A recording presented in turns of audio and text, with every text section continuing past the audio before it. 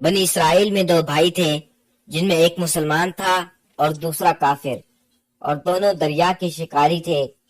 کافر بت کو سجدہ کرتا تھا، مگر جب مچھلیوں کے لیے جال دریا میں ڈالتا تو اس قدر مچھلیاں اس میں آ جاتی تھی کہ اس کو کھینچنا مشکل ہو جاتا، مگر مسلمان کے جال میں صرف ایک ہی مچھلی آتی تھی، اور اسی پر صبر کے ساتھ خدا کا شکر ادا کرتا تھا۔ اتفاقاً ایک روز اس مسلمان کی بیوی اپنے مکان کی چھت پر گئی تو اس کی نظر کافر کی بیوی پر پڑی، جو زیور اور بہترین لباس سے آراستہ تھی۔ یہ دیکھ کر اس مسلمان کی بیوی کے دل میں وسوسہ پیدا ہوا کہ کاش میں بھی ایسی ہی ہوتی۔ تو کافر کی بیوی بولی، تم اپنے شوہر کو آمادہ کر لے، وہ بھی میرے شوہر کے معبود یعنی بت کی عبادت کیا کرے، تاکہ تو بھی میری طرح مالدار ہو جائے۔ یہ سن کر مسلمان بھائی کی بیوی کچھ غمزدہ سی ہو کر نیچے آئی، اور جب اس کا شوہر گھر آیا، اس نے بیوی کا حال متغیر دیکھ کر دریافت کیا کہ آخر کیا بات ہے جس سے تو اس قدر غمزدہ معلوم ہوتی ہے۔ تو وہ کہنے لگی کہ بس میاں، یا تو تم مجھے طلاق دے دو یا اپنے بھائی کے معبود کی عبادت اختیار کرو۔ یہ سن کر اس کے شوہر نے کہا کہ خدا کی بندی، تو خدا سے نہیں ڈرتی؟ ایمان کی دولت کے بعد یہ کفر کی باتیں کرتی ہے۔ تو عورت بولی، بس مجھ سے اب زیادہ باتیں نہ بناؤ، میں ننگی بھوکی نہیں رہ سکتی، جبکہ دوسری عورتوں اور خصوصاً تیرے بھائی کی بیوی کو میں دیکھ رہی ہوں کہ وہ زیورات اور عمدہ عمدہ لباس سے آراستہ رہتی ہے۔ جب اس مرد مومن نے دیکھا کہ عورت تریاڑ پر اتر آئی ہے اور اس کا اصرار حد سے بڑھ چکا ہے، تو اس نے عورت کو تسلی دی، کہا اچھا، گھبرانے کی ضرورت نہیں، میں کل سے کاریگروں اور مزدور میں جا کر محنت کر کے تجھے روزانہ 2 درم دیتا رہوں گا، تو اس سے اپنی حالت درست کر لینا۔ یہ سن کر عورت کو کچھ تسلی ہوئی، اور سویرے ہی وہ مرد مومن مزدوری کی تلاش میں نکلا، لیکن کہیں بھی اسے مزدوری نہیں ملی۔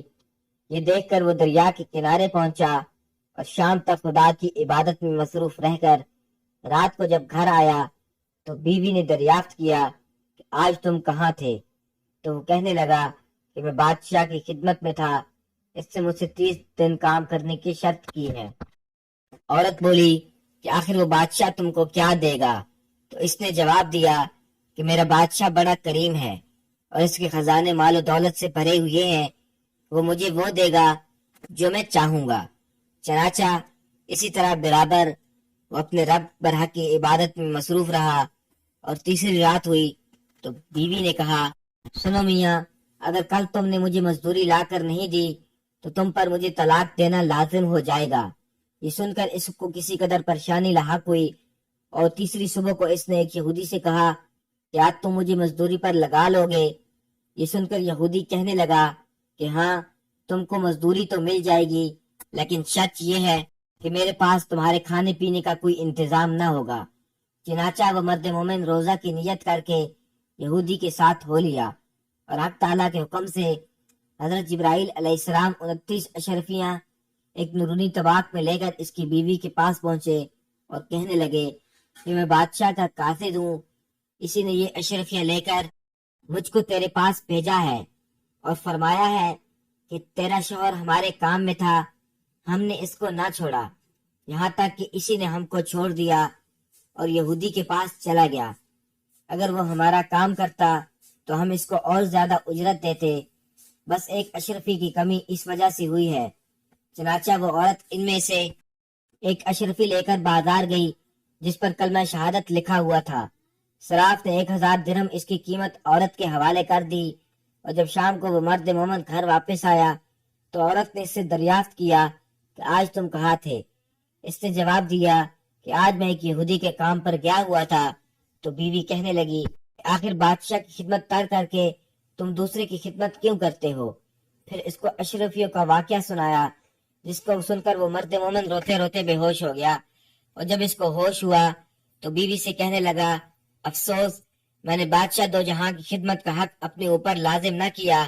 اس کے بعد اس شخص نے عورت کو چھوڑ دیا اور پہاڑوں پر چلا گیا، جہاں خدا کی عبادت میں ہی مصروف رہا، اور اس کا انتقال ہو گیا۔ حق تعالیٰ اس پر اپنا رحم فرمائے، آمین۔ सच है खुदा के खजानों में कोई कमी नहीं, वो बंदे को इसकी इबादत का सिला जरूर देता है, अगरचे बाज दफा किसी हिकमत की बिना पर इसके हाथ देर हो जाती है, लेकिन बहरहाल अंधेरा फिर भी नहीं, वो अपने बंदों को देता जरूर है। हक ताला हम सबको सब्र शुक्र के साथ रहकर जिंदगी गुजारने की तौफीक अता फरमाए। अल्लाह हम सबका हामी व नासिर हो।